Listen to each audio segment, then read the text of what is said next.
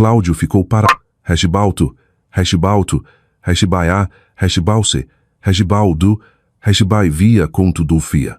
Raiz aparecido, minha poltrona de leitura tinha sumido, e a abajur ao lado do sofá havia desaparecido. Minha poltrona de leitura tinha sumido.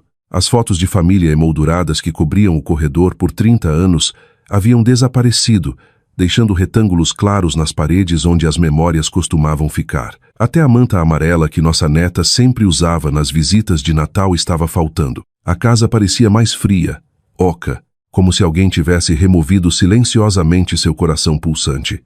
A bolsa de viagem de Cláudio escorregou de sua mão e caiu no piso de madeira. Teresa, ele chamou com voz fraca. Eu estava no final do corredor segurando meu casaco e as chaves do carro.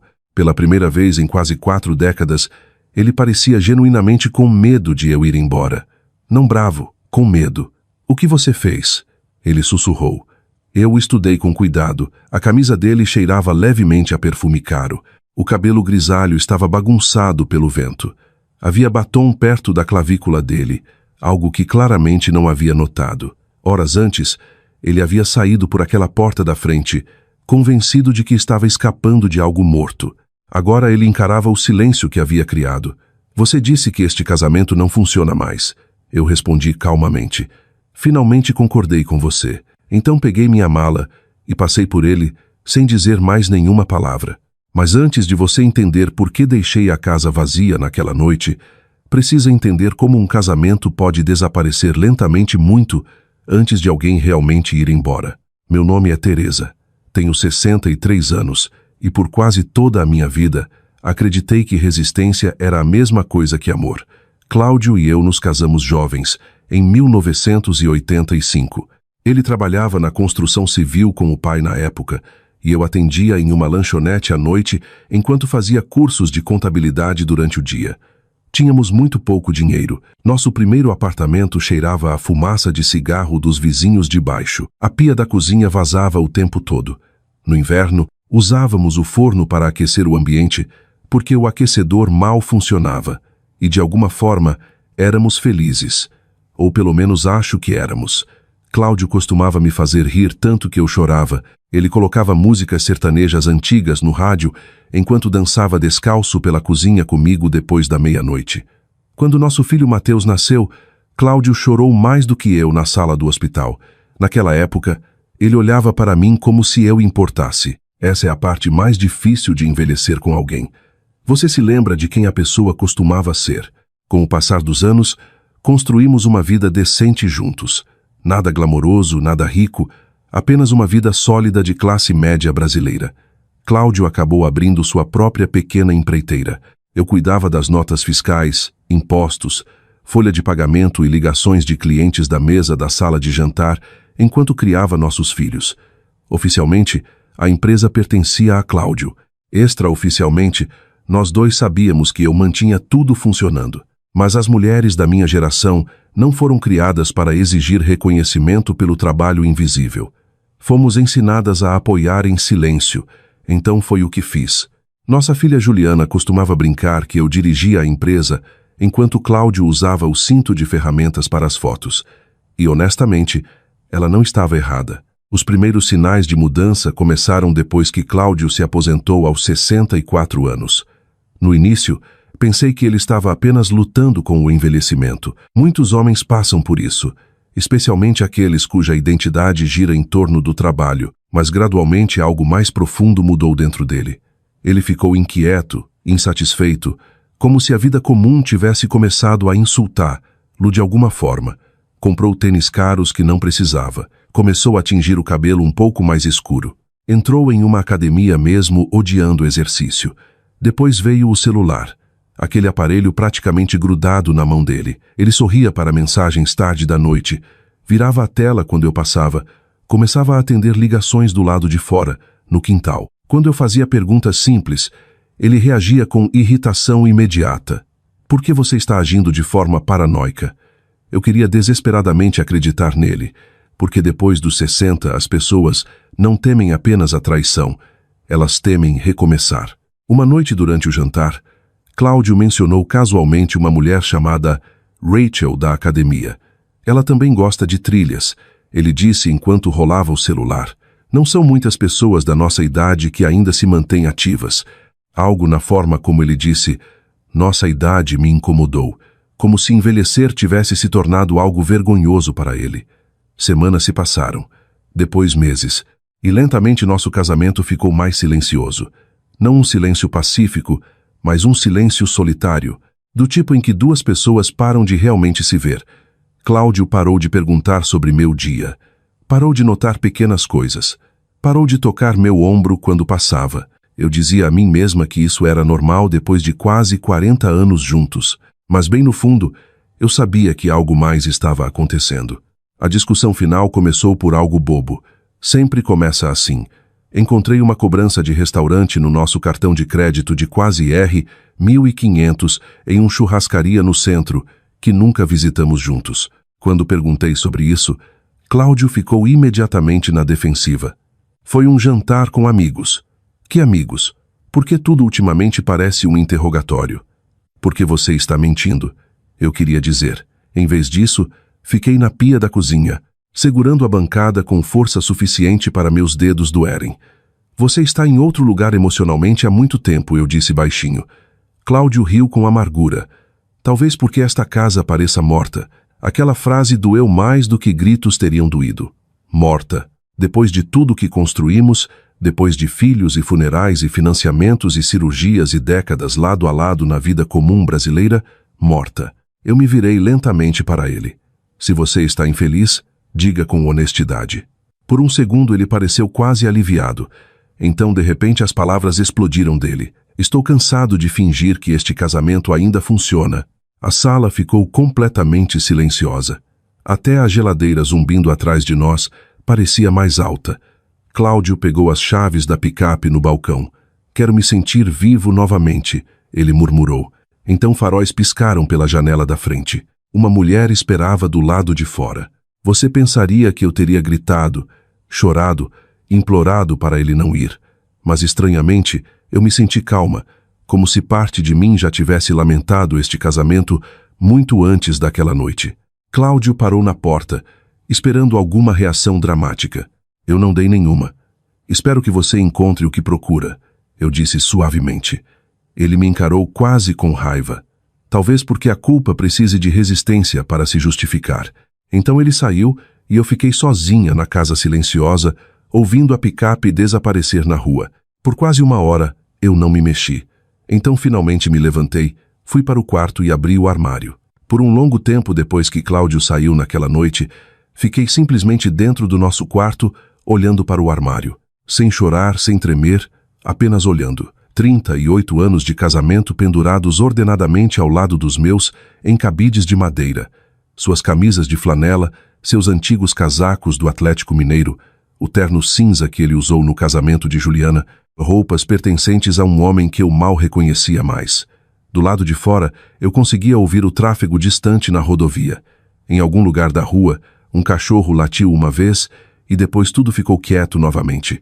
Aquele silêncio parecia estranho, não vazio, aliviado. E honestamente, aquela percepção me assustou mais do que a traição dele.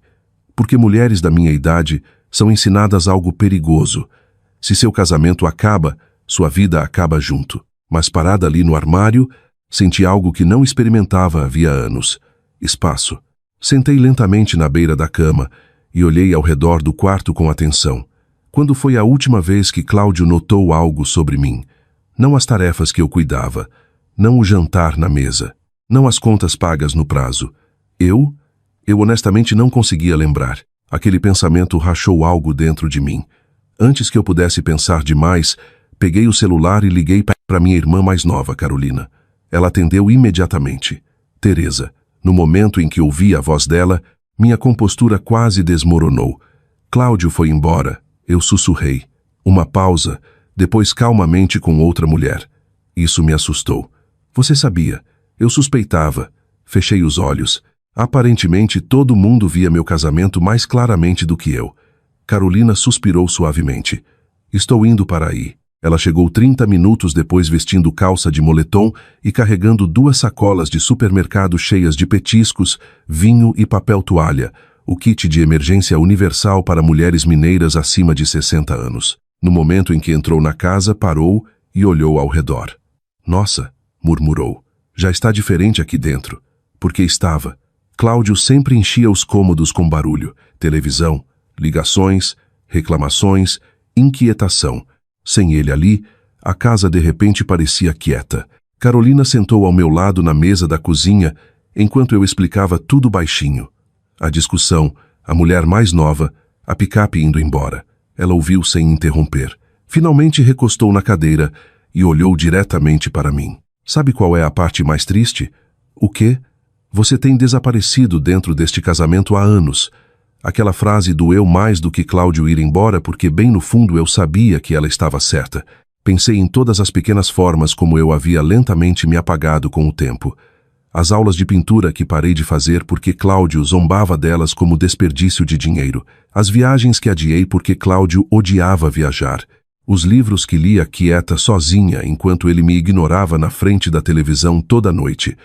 Até minhas roupas ficaram menores de alguma forma, mais seguras, menos notáveis. Eu havia passado anos tentando não incomodar um homem que mal me via mais. Carolina esticou o braço sobre a mesa e apertou minha mão suavemente. Você não precisa continuar encolhendo. E de repente, pela primeira vez naquela noite, eu chorei. Não soluços dramáticos altos, apenas uma tristeza quieta vazando lentamente depois de anos de exaustão emocional. Depois de um tempo, Carolina se levantou. Então, ela disse com firmeza, o que você quer fazer agora? Limpei o rosto e, sem planejar dizer em voz alta, respondi, quero ir embora antes que ele volte. A sala ficou silenciosa. Então Carolina sorriu lentamente. Ótimo. No início, até eu fiquei chocada com minha própria decisão. Mas uma vez que as palavras existiram, algo dentro de mim se acalmou pacificamente. Porque a verdade era esta.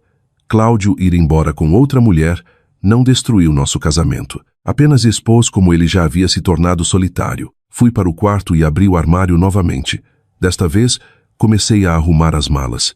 Não tudo, apenas o que importava. Minhas roupas, documentos pessoais, fotos de família, o porta-joias antigo que minha avó me deixou, a colcha que Juliana fez depois que Mateus entrou para o exército, e guardado cuidadosamente no fundo da gaveta da cômoda, estava algo que Cláudio nem sabia que existia. A escritura de uma pequena cabana à beira de um lago no interior de Minas Gerais. 5 anos antes, minha tia Joana faleceu inesperadamente e me deixou uma herança modesta, cerca de R$ 400 mil.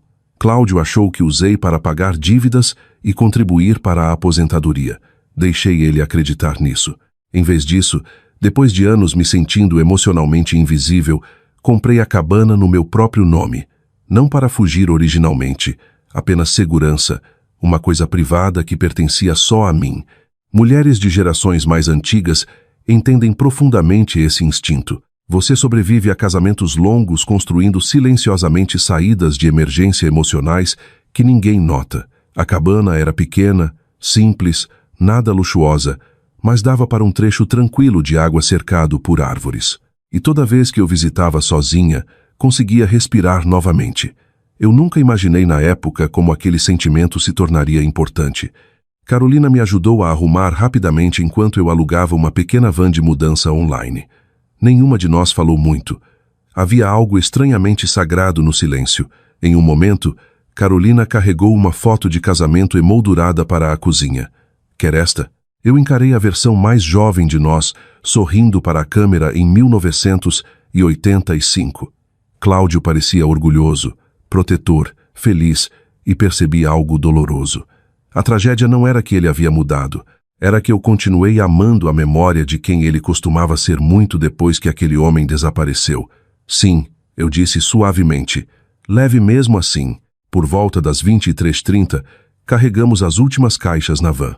Então caminhei lentamente pela casa uma última vez, a cozinha onde criei os filhos, o corredor onde medíamos a altura de Juliana e Mateus, todo aniversário, a sala de estar onde Cláudio uma vez dançou comigo durante tempestades porque a energia caiu e ele não queria que eu sentisse medo. Cada canto guardava memórias, boas memórias. É isso que torna difícil ir embora depois dos 60. Você não está apenas se afastando da dor, Está se afastando de versões inteiras de si mesma. Antes de sair, retirei apenas algumas coisas finais. As fotos de família do corredor, o relógio da minha avó da lareira, a manta amarela que nossa neta amava, pequenas peças emocionais que Cláudio nunca notava porque assumia que sempre estariam ali. Então finalmente deixei minha aliança de casamento no balcão da cozinha ao lado de um bilhete escrito à mão. Também estou cansada de fingir. À meia-noite, Carolina e eu já estávamos a meio caminho para Minas Gerais.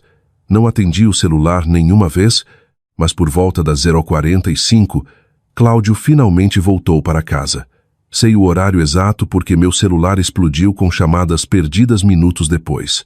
Recados, mensagens, pânico. Teresa, onde você está? Porque a casa está vazia. Por favor, me atenda. Então, finalmente, não achei que você realmente iria embora. Encarei aquela mensagem através da escuridão da rodovia, e em algum lugar bem dentro de mim, algo finalmente parou de doer. Porque depois de décadas me tornando emocionalmente disponível, não importa quão pouco recebesse em troca, ele finalmente era o único parado sozinho no silêncio. A cabana à beira do lago ficava em um trecho tranquilo de água no interior de Minas Gerais. Nada chique, 2 quartos, varanda de madeira antiga, cozinha pequena com armários ultrapassados e uma cafeteira mais velha que alguns casamentos. Mas na primeira manhã em que acordei ali, percebi algo importante. A paz soa diferente. Nenhuma televisão explodindo da sala, nenhuma irritação vindo de outro cômodo, nenhuma tensão zumbindo por baixo de conversas comuns. Apenas canto de pássaros entrando pelas janelas abertas e água se movendo suavemente contra o pier do lado de fora. Pela primeira vez em anos, tomei café devagar, não enquanto fazia várias coisas, não enquanto limpava, não enquanto resolvia problema de outra pessoa, apenas sentada quieta enrolada em uma manta, vendo a névoa da manhã subir sobre o lago. E honestamente, mal me reconheci. Nos primeiros dias depois de sair, Cláudio ligou constantemente. No início bravo, depois confuso, depois desesperado. Teresa, por favor, atenda, precisamos conversar. Você está exagerando. Esse último quase me fez rir. Homens podem ver uma mulher desaparecer emocionalmente por anos e ainda chamar o ponto final dela de exagero. Eventualmente, as mensagens mudaram completamente de tom. Por favor, só me diga onde você está. Estou preocupado com você. Cometi um erro. Aquela palavra erro me incomodou profundamente porque esquecer o leite no supermercado é um erro. Deixar sua esposa por outra mulher depois de 38 anos é uma decisão. Ainda não respondi. Ainda não. Enquanto isso, a notícia começou a se espalhar pela nossa comunidade mais rápido do que esperávamos. Assim é a vida em cidade pequena mineira. Ninguém anuncia escândalo diretamente. Ele simplesmente viaja quieto, por pedidos de oração, estacionamentos de igreja, salões de beleza e conversas no supermercado. E infelizmente para Cláudio, a maioria das pessoas já sabia exatamente quem carregou nosso casamento emocionalmente por décadas. Juliana me ligou chorando 3 dias depois que saí. Pai nos contou que você desapareceu. Sentei na varanda da cabana, segurando o telefone com força. Eu não desapareci, eu disse calmamente, eu saí. Silêncio, depois suavemente. Ele admitiu que tinha outra mulher. Ouvir aquilo falado em voz alta pela nossa filha doeu mais do que ouvir Cláudio dizer. Juliana respirou tremendo. Como ele pôde fazer isso com você? Olhei para a água antes de responder. As pessoas não acordam egoístas da noite para o dia. Isso cresce devagar. Nosso filho Mateus reagiu diferente. Raiva pura. Ele está agindo como um adolescente em crise de meia-idade. Ele disparou durante nossa ligação. Mateus, não. Estou falando sério, mãe. Ele envergonhou a família inteira. Eu odiava ouvir meus filhos machucados, mesmo adultos. Essa é outra coisa estranha sobre maternidade. Seus filhos viram a voz, mas parte de você ainda quer proteger-los emocionalmente. Cláudio, enquanto isso, esperava simpatia dos amigos. Em vez disso, encontrou desconforto.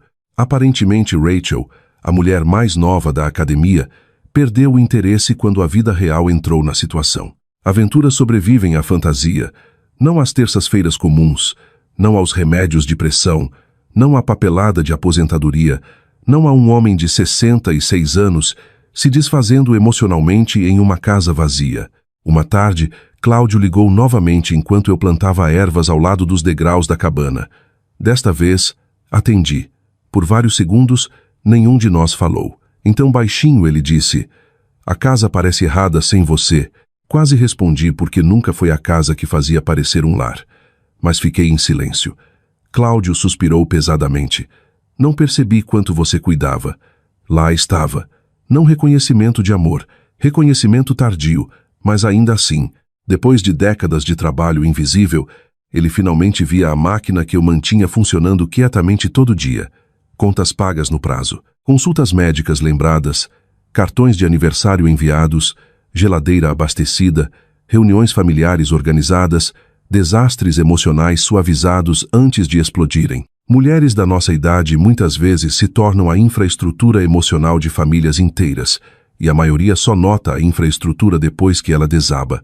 Uma semana depois, Cláudio visitou a casa antiga sozinho para pegar mais pertences. Juliana depois me contou que ele desabou chorando na garagem. Não por causa do fim do caso, não porque eu saí, porque pela primeira vez na vida adulta, ele experimentou silêncio completo. Ninguém esperando por ele, ninguém preparando o jantar, ninguém perguntando se ele chegou em casa em segurança. Apenas vazio. E o vazio soa muito alto para pessoas que passaram anos fugindo de si mesmas. Na cabana, minha própria vida começou a se desenrolar de formas que eu não esperava. Visitei uma feira livre local todo sábado de manhã. Comecei a ler novamente sem interrupções. Entrei em um pequeno grupo de patchwork da igreja, principalmente porque Carolina insistiu que mulheres isoladas ficam tristes. No início, me senti estranha com todo mundo, como se tivesse esquecido como existir como indivíduo em vez de esposa de alguém. Mas gradualmente pedaços de mim retornaram. Uma tarde, enquanto desfazia caixas, encontrei minhas antigas tintas de aquarela enterradas debaixo de toalhas. Olhei para elas por quase 1 minuto. A última vez que pintei seriamente, Collor ainda era presidente. Aquela percepção me deixou atônita. Quantas partes de nós desaparecem silenciosamente dentro de casamentos longos? Naquela noite, pintei o lago ao pôr do sol mal e chorei depois por razões que não conseguia explicar completamente. Não de tristeza, de reconhecimento. Eu ainda estava aqui, ainda viva debaixo de todos aqueles anos de compromisso emocional. Enquanto isso, a situação de Cláudio continuava piorando. Rachel terminou oficialmente depois de menos de 3 semanas. Aparentemente, ela disse a ele: "Você não é empolgante, você só está infeliz." Honestamente, aquela pode ter sido a frase mais honesta que alguém deu a ele. Alguns dias depois, Cláudio ligou novamente. Desta vez a voz dele soava exausta. Eu mexi na sua mesa. Ele admitiu baixinho. Isso me irritou imediatamente. "Você não tinha direito." "Eu sei." O silêncio se esticou desconfortavelmente entre nós. Então ele acrescentou suavemente: "Encontrei a papelada de separação legal." Fechei os olhos brevemente. 3 meses antes, muito antes do caso explodir, eu havia me encontrado quietamente com uma advogada. Não porque planejava sair imediatamente, mas porque bem no fundo já sabia que algo dentro do nosso casamento estava morrendo. Simplesmente ainda não havia admitido em voz alta. "Você planejava isso?" Cláudio sussurrou. "Não", respondi honestamente. Eu estava me preparando para sobreviver. Outro longo silêncio. Então finalmente ele disse a coisa mais triste que eu ouvi até então. "Eu realmente achei que você ficaria não importa o quê." Aquela frase ficou comigo muito depois que a ligação terminou, porque ele não estava completamente errado. Por décadas, eu fiquei através de decepções, negligência, solidão e abandono emocional. Não porque faltasse força, porque mulheres da minha geração foram ensinadas que resistência era nobre, mas resistência sem cuidado mútuo eventualmente se torna autoapagamento. E em algum lugar entre aquela casa vazia e esta cabana quieta à beira do lago, finalmente parei de me apagar. O inverno chegou devagar na cabana à beira do lago. As manhãs ficaram mais frias primeiro. Geada fina cobria o corrimão da varanda ao nascer do sol, e névoa flutuava baixa sobre a água como fumaça. A maioria dos dias eu me enrolava em suéteres grossos e sentava ao lado da janela com café enquanto via gansos se moverem pelo lago em formação quieta. E em algum lugar durante aqueles meses, parei de me sentir como uma mulher se escondendo do casamento. Comecei a me sentir eu mesma novamente. Isso me surpreendeu mais do que tudo. Depois de quase 40 anos sendo esposa de alguém, mãe de alguém, cuidadora emocional de alguém, honestamente não sabia quem existia debaixo de todas aquelas responsabilidades. Acontece que ela ainda estava lá, só mais quieta. Uma manhã de terça, Carolina ligou enquanto eu repintava os armários antigos da cozinha. Você soa diferente, ela disse imediatamente. Como mais leve? Eu ri suavemente. Talvez eu finalmente esteja respirando direito. E era verdade. A coisa estranha sobre negligência emocional é como ela se torna normal com o tempo. Você se adapta à solidão gradualmente até que um dia percebe que passou anos sobrevivendo, em vez de vivendo. Na cabana, a vida desacelerou o suficiente para eu notar aquela diferença. Comecei a me voluntariar 2 vezes por semana em um centro comunitário da cidade, ensinando habilidades básicas de computador para adultos mais velhos. A maioria eram viúvas, aposentados ou avós, tentando aprender videochamadas para falar com familiares com mais facilidade. Uma senhora chamada Betty aprendeu orgulhosamente a enviar fotos por e-mail para o neto que estava no exterior. Ela chorou depois. Eu também. Não por causa da tecnologia, mas porque a solidão segue as pessoas envelhecendo em todo lugar no Brasil. E pequenas conexões começam a significar tudo depois dos 60. As mulheres do centro lentamente viraram amigas. Amigas de verdade. Não conhecidas educadas do bairro ou companheiras de conversa superficial da igreja. Mulheres que entendiam sacrifício invisível. Uma tarde depois da aula, uma mulher divorciada chamada Sharon olhou para mim com atenção e perguntou: então, quanto tempo você ficou solitária antes de realmente sair? Aquela pergunta me deixou atônita, porque ela entendeu imediatamente. Não sei, admiti baixinho. Talvez anos. Sharon assentiu lentamente. A maioria de nós sai emocionalmente muito antes de sair fisicamente. Pensei naquela frase a semana inteira. Enquanto isso, a vida de Cláudio continuava se desfazendo quietamente de volta em Minas. Juliana eventualmente me contou que ele parou de ir à igreja porque as pessoas faziam perguntas desconfortáveis. Mateus mal falava com ele. Até os velhos amigos pareciam distantes, não cruéis, só decepcionados. Porque bem no fundo, a maioria das pessoas mais velhas entende algo que os mais jovens muitas vezes perdem. Na nossa idade, lealdade importa mais do que empolgação. Cláudio ligava com menos frequência agora. Não porque parou de se importar, mas porque a realidade finalmente havia se instalado. Uma noite nevada de janeiro, ele deixou um recado de voz que soava diferente dos outros. Sem súplicas, sem defensividade, só honestidade. Teresa, ele disse baixinho, acho que passei a vida inteira com medo de envelhecer. Reproduzi aquele recado 3 vezes, porque pela primeira vez ele não estava me culpando, o casamento ou as circunstâncias. Finalmente olhava para si mesmo. Uma semana depois, uma carta escrita à mão chegou pelo correio. A caligrafia de Cláudio parecia mais trêmula do que eu lembrava. Teresa, continuo tentando entender por que destruí a melhor coisa da minha vida. Disse a mim mesmo que queria empolgação, liberdade, paixão, mas honestamente acho que estava aterrorizado. A aposentadoria me fez sentir invisível. Envelhecer me fez sentir fraco. Todo o cabelo grisalho parecia prova de que meus anos úteis estavam desaparecendo. Então alguém mais novo prestou atenção em mim e de repente me senti importante novamente. Não amado, importante. Há uma diferença. Fui egoísta demais para entender na época. Você passou décadas construindo uma vida ao redor da nossa família, enquanto eu passei décadas assumindo que você sempre ficaria, não importa quão descuidadamente eu tratasse seu coração. Essa é a parte que mais lamento. Não só ter ido embora, mas falhar em ver você enquanto ainda estava ao meu lado. Sei que desculpas não consertam isso completamente, mas precisava que você soubesse que perder você finalmente me forçou a encarar a pessoa que me tornei. E não gosto muito dele. Cláudio, quando terminei de ler, meu peito doía com uma mistura estranha de tristeza e alívio. Não porque o casamento havia se curado magicamente. Não havia. Mas porque responsabilidade dá forma à dor em vez de confusão. Por semanas depois, carreguei a carta pela cabana dobrada dentro do bolso do suéter.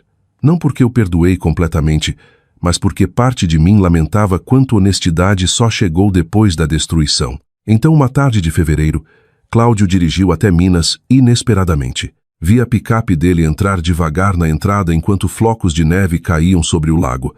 Por um momento, nenhum de nós se mexeu. Então, finalmente, abri a porta da frente. Cláudio parecia mais velho, não dramaticamente, só humilhado, como se a vida finalmente tivesse interrompido suas ilusões. Não vim pressionar você, ele disse com cuidado. Só precisava te ver. Assenti uma vez e dei espaço. Dentro da cabana, sentamos um de frente para o outro na pequena mesa de madeira da cozinha. A mesma mesa onde eu havia lentamente reconstruído a mim mesma nos últimos meses. Por um longo tempo, Cláudio simplesmente olhou ao redor quieto. Você parece em paz aqui, ele disse finalmente. Estou. Aquela resposta o machucou visivelmente. Não porque ele queria que eu fosse infeliz, mas porque percebeu que a paz só chegou depois que ele saiu. Eventualmente ele olhou para as próprias mãos. Culpei o casamento por sentimentos que eram meus, admitiu suavemente. Estudei ele com cuidado antes de responder.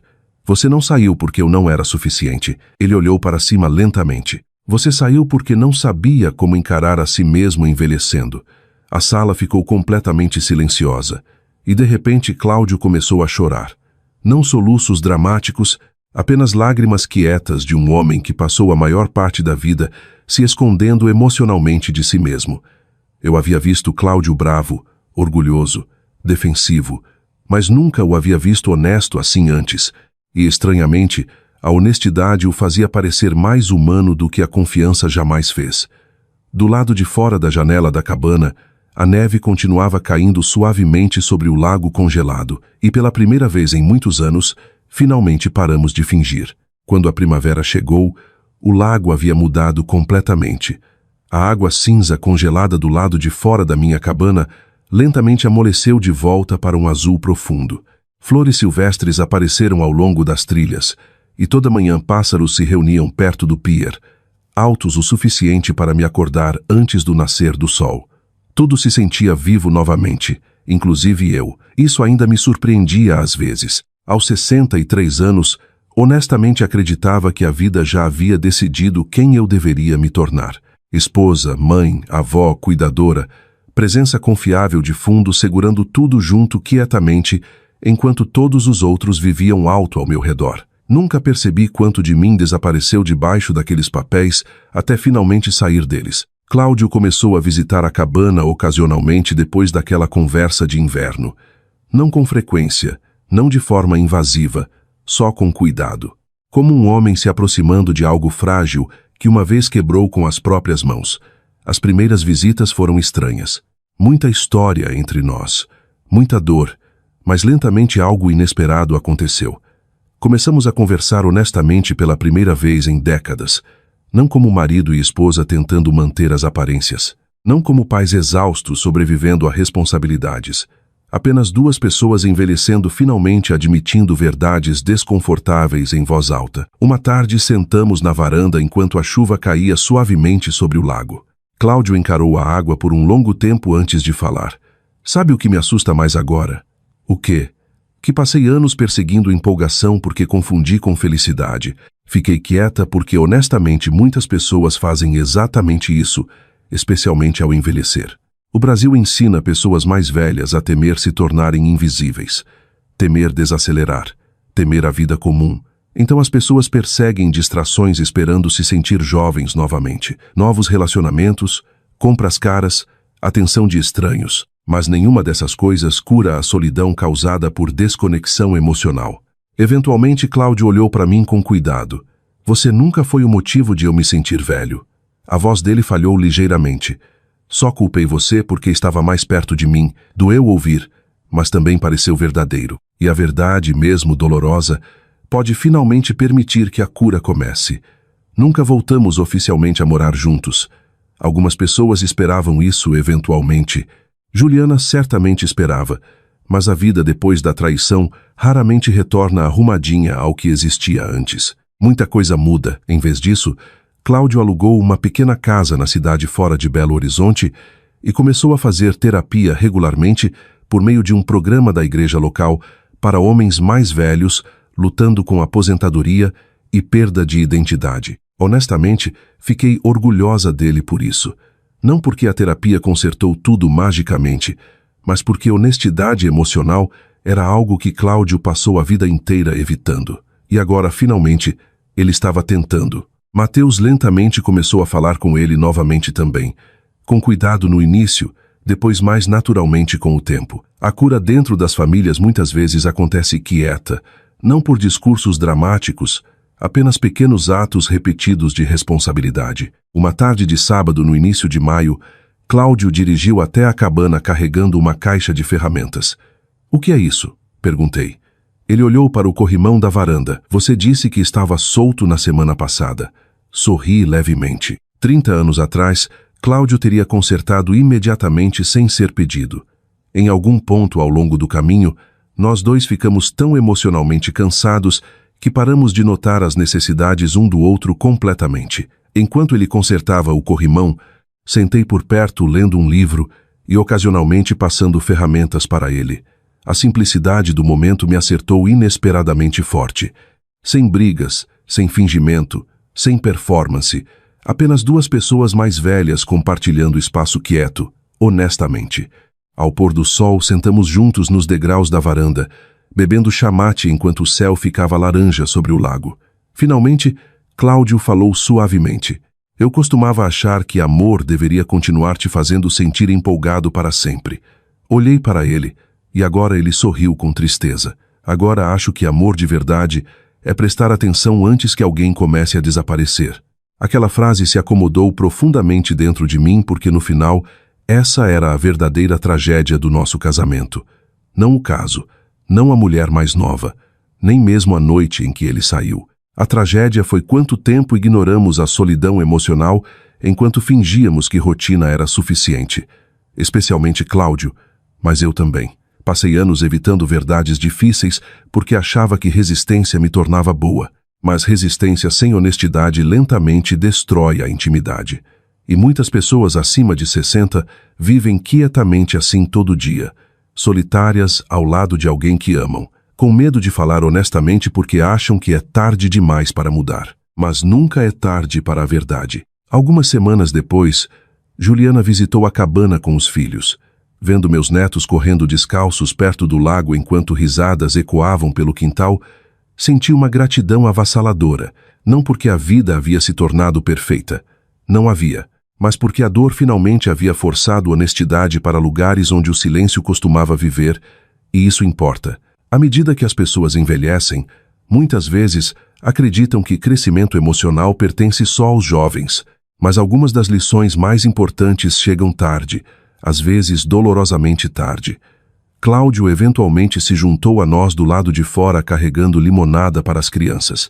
Juliana observou ele com atenção por um momento antes de dizer baixinho: "Você parece diferente, pai." Ele assentiu lentamente. "Espero que sim." E por uma vez, ninguém correu para cobrir o desconforto com piadas ou evasão. Simplesmente deixamos a honestidade existir entre nós. Aquilo pode ter sido a coisa mais saudável que nossa família aprendeu a fazer. Mais tarde naquela noite, depois que todos foram embora, Cláudio ficou ao lado da picape, se preparando para dirigir para casa. Antes de entrar, olhou para mim. "Obrigado," ele disse suavemente. "Por quê?" "Por finalmente se recusar a desaparecer." Fiquei quieta vendo as lanternas traseiras dele sumirem na estrada depois que saiu. Então me virei de volta para a cabana, o lago e a vida pacífica me esperando lá dentro. E percebi algo importante. Os momentos quietos nunca foram o problema. Só esquecemos como valorizar a pessoa que os compartilhava conosco. Se esta história tocou seu coração, reserve um momento para refletir sobre os relacionamentos na sua própria vida. Às vezes as pessoas que mais amamos lentamente se tornam invisíveis simplesmente porque assumimos que elas sempre ficarão. E se você acredita que histórias sobre cura, dignidade e segundas chances merecem ser ouvidas, não esqueça de acompanhar para mais histórias sinceras sobre vida, família e verdade emocional.